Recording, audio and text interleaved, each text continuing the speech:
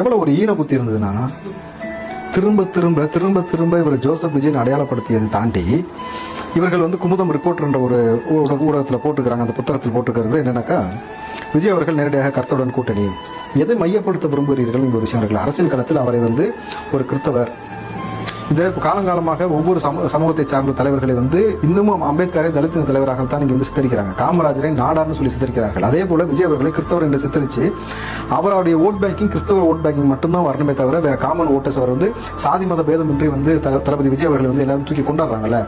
அந்த கொண்டாட்டமும் அவ்வளவு பேர் வந்து சாரை சாரையா வந்து கூட்டமாக தளபதி விஜய் நோக்கி வரக்கூடிய அந்த விஷயத்தை தடுப்பதற்கு என்ன செய்யணும் போது இது போல ஒரு ஈனத்தனமான ஒரு வேலை செய்யும். ஒரு தரப்பா தள்ளிடலாம் அப்படின்னு சொல்லி திட்டம் போட்டு தள்ளுறாங்களா? திட்டம் போட்டு இதை சொல்லல, கேவலமாக ஈனத்தனமாக இது எப்படி வேணாலும் பயன்படுத்திக்கலாம். அந்த மாதிரியான விஷயங்களை இந்த சேனல் வந்து இந்த புத்தகத்தின் மூலமாக அவர்கள் வந்து தமிழ்நாட்டில் வந்து தளபதி விஜய் அவர்களை சாதிய தலைவராக, ஒரு சமூகத்தின் தலைவராக அடையாளப்படுத்த விரும்புறாங்கனாக்கா நிச்சயமாக தோல்வி. இங்க இருக்கக்கூடிய இந்த வேலை செய்யக்கூடிய அவன் வந்து எந்த பின்னணியில் இருக்கிற இந்த வேலை செய்வான்னு உங்களுக்கு தெரியும். RSS இல்ல பிஜேபியா அல்லது வந்து இவர்கள் எந்த பின்புலத்தில் இயங்குகிறார்கள் என்பது ஒரு சப்ஜெக்ட் வெரிஃபை பண்ணா தெரியுமானால், ஏன்னா இவர்கள் தான் முதல்ல ஜோசப் விஜய் ஆரம்பிச்சது, ஆரம்பிச்சாரு.